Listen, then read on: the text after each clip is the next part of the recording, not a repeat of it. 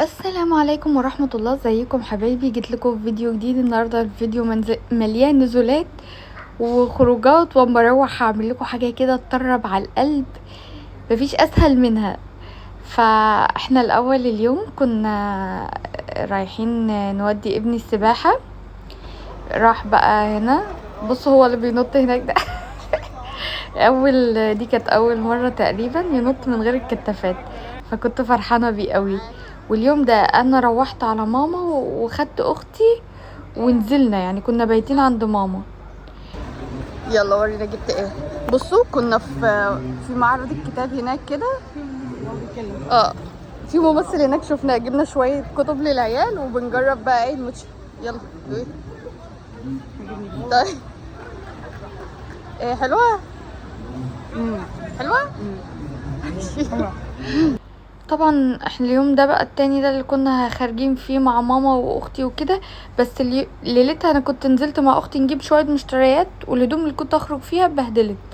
فروحت البيت عندي قلت يلا يا رويده طلعي من الهدوم الجديده انت عايزاها ليه.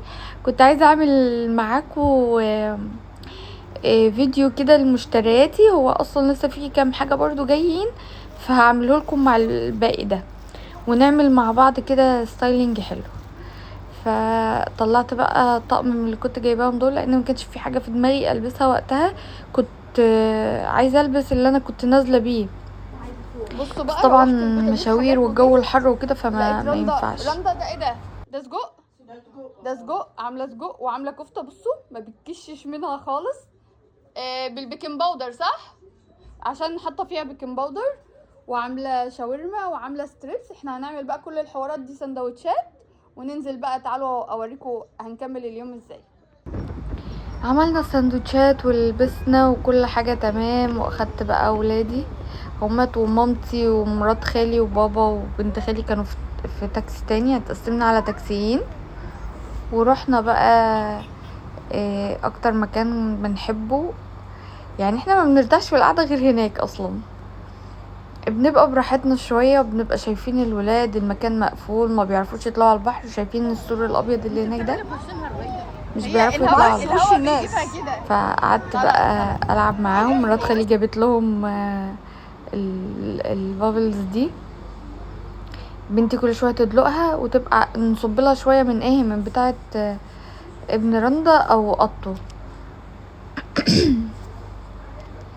وانا كل شويه ازعق لها اصلا واقول لها روحي مكان ما فيهوش حد عشان ما نضايقش الناس. برضو الهوا كان بيطيرها كده، يعني كلها طايره كده على الناس. القعده كانت هناك حلوه يا جماعه والله.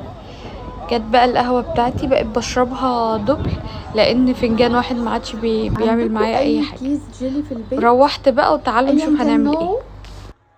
او شويه فاكهه ايا كان نوع الفاكهه. تعالى اقول لكم هنعمل بيهم ايه يرطب على قلبنا في الجو الحر ده. احنا بنعمل الجيلي عادي، بس هنقلل مقداره شويه. يعني احنا بنحط كوبايه ميه دافيه وعليها كوبايه ميه بارده. لا انا عايزاكي تعملي مثلا ايه 3/4 كوبايه ميه دافيه على نص كوبايه ميه بارده. ليه؟ عشان انا عايزه قوامه يبقى اتقل من اللي احنا بنعمله اصلا، وانا مش عايزه كميه، انا اصلا مش هنقله من البوله ديت. هقول لكم هنعمل بيها ايه دلوقتي. دي احط فيه كريمه. حرقت لكم اهي. لا مش هنحط فيها كريمه، هنحط حاجه تانية. اقول لكم دلوقتي. اول كده خلصت واقوم احط عليها كوبايه الميه البارده وهدخلها التلاجة. بغسل بقى هنا بقى ايه الفاكهه اللي احنا لسه اصلا جايبينها، فاغسلها كده حبه حلوين واحط فيها شويه كربوناتو. هسد الحوض واحط فيها شويه كربوناتو كده، بيخلي يعني اي حاجه مرشوشه مش مرشوشه كل حاجه تنزل منها بعدش في 10 دقايق يعني. واقوم مصفياها واغسلها غسله تاني محترمه واقطعها وارجع لكم، عشان انا بقول لكم هعمل ايه بقى عشان ما اطولش عليكم وانا بصور كل ده. اول حاجه قطعتها اللي هي المانجا النعومي، حطيتها هنا قطع. هقول لكم هنعمل بها ايه. والمانجا الصفرا حطيتها هنا، معرفش اسمها ايه، سكري ولا ايه. وخدت شويه من نعومي طبعا احنا استبدلنا السكر بالعسل. عايزه اقول لكم ان هو فارق في الطاقه والله والخمول. وهقول لكم في اخر الفيديو على نوع فيتامين لسه مجرباه جديد، تحفه. لو عندك خمول بتصحي من النوم مهما تنامي ساعات طويله وتصحي دايخه، استني هقولك على نوع فيتامين جامد قوي.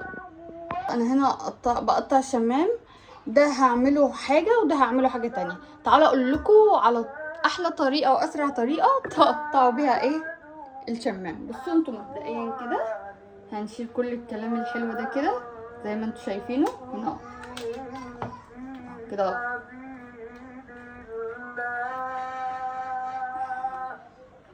نجيبه بس كده، ثواني.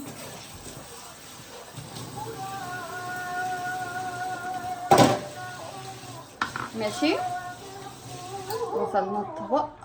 هو على العاده انا بقطع على بورد، بس انا مستعجله عشان انا اصلا الوقت متاخر وعايزه اعشيهم وانيمهم، فبقطعها على كده. خلي بالكم من ايديكم، بفضل اقولها كل مره، يعني اللي اول مره تمسك سكينه تعملي زيي بالراحه شويه. بصوا بقى هنعمل ايه بقى وهي على الايد كده. هجيب لكم الطبق هنا، بسم الله. تمام، دي انا بحطها اصلا على بورد واقطع كده، لكن انا قلت لكم مستعجله فبعمل كده، يقوم ايه نازل مكعبات. تمام، بدل ما اقعد ايه اقشرها كلها. ده انا عشان بعمل يعني ببطئ لكم كده عشان تشوفوا، ده انا بعملها اسرع من كده بكتير، ما بتاخدش معايا وقت وما بحتاجش ان انا اقشر، وما بتاخدش برضو في الباسكت حيز لما نكون ايه قاعدين نقشر ونعمل كده. اهي بصوا، يا رب يكون باين عندكم في الفيديو. انا اصلا جايبه الكاميرا من مش شايفه، يعني مش شايفه وانا بصور.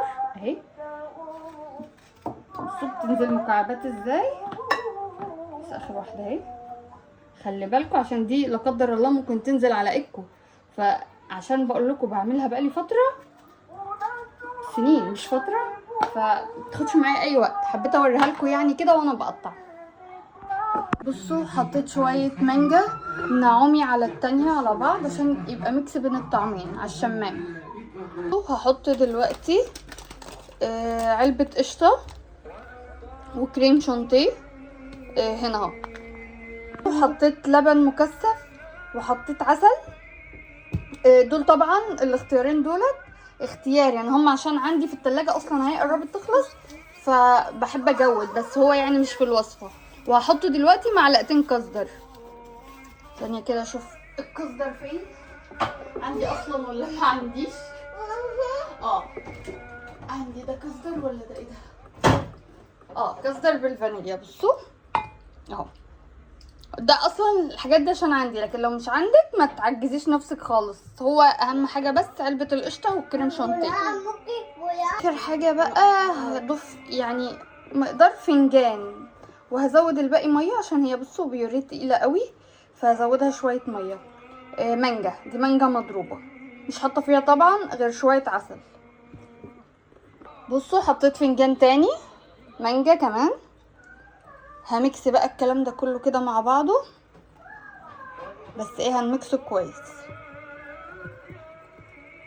جبت طبق من الفاكهه هصب عليه الكميه اللي احنا عملناها ايه دي كلها. هنا بقى هيبقى عندك احلى حاجه بارده ممكن تاكليها في حياتك. يعني بصوا الطعم خرافه. ممكن وانت بتقدميها تضيفي تلج. انا الصراحه برضو بقطع فيها موز، بس ما بقطعش الموز غير ايه وانا بقدمها، عشان تعرفين ان الموز بيسود. انا بصوا يعني بكلمكم وبص عليهم هيقلبوا بعض من على السكوتر، هيموتوا بعض عشان السكوتر، مع ان والله العظيم هي عندها واحد بينك وهو عنده واحد ازرق، بس ازاي الحاجه اللي الواحد بيمسكها التاني خلاص بقى انا عايزها. اهديهم يا رب، اهديهم واهدي عيالنا كلها يا رب، عشان انا خلاص قربت اطفش. تقدري تضيفي بقى ايه تفاح برقوق، مش اللي عندك متوفر عندك يعني دي مش مقتصره على نوع معين من الفاكهه. تمام. والموز زي ما قلت لك لو عايزه تضيفي موز يبقى تضيفيه وقت التقديم، بس يعني في الكاسه اللي هتقدميها. انا ممكن ازود هنا شويه فاكهه عشان حاسه سوق الدريسنج كبير عليها. انا اصلا الطبق التاني اللي انا استنى اجيبه لكم. فريده في ايه؟ الطبق التاني ده انا هسيبه كده، وقت ما نيجي ناكله هحط عليه عسل بس عشان يبقوا ايه، اللي مش حابب ده ياكل ده واللي حابب ده ياكل ده، يبقى عندهم ايه اختيارين في التلاجة. تمام. وهنا باقي المانجا انا قشرتها كلها برضو عشان محدش يتعب في تقشيرها. هاخد جزء منها اضيفه على كمية، انا اسفة على المنظر لسه كنت بصب منها، ف هضيفه على الكمية دي، اعمل مثلا لتر مانجا في التلاجة، مانجا بالعسل، والباقي هقطعه مكعبات واسيبه كده. وهنا سبت لهم شويه كريز بقى عشان تعرفي سعر الكريز كام فاكيد مش هحطه كله في السلطه، سبت لهم حبه ياكلوهم كده. هخلص بقى كده ويبقى كده عملنا في التلاجة من الفاكهه بس. شفتوا كام صنف؟ 1 2 مانجا لوحدها، ممكن نقطع معاها كريز، هيفتحوا التلاجة مثلا يلاقوا عصير مانجا. فاحلى حاجه في الصيف دوت والله يطر على القلب هي الفاكهه. ده كان اليوم كله الافكار. يعني انا كل ما اعمل حاجة بحب اشارككم بيها، لاني برضو بشوف ناس كتير بيفيدوني بافكارهم، فبحب يعني ان انا يعني نسهل على بعض وقفة المطبخ، نسهل على بعض الروتينات، التنظيفات، الحاجات دي كلها.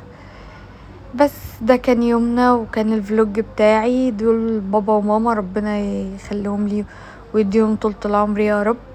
ولو وصلتوا لغاية هنا متنسوش اللايك والسبسكرايب، واشوفكم ان شاء الله في فيديو جديد. مع السلامة.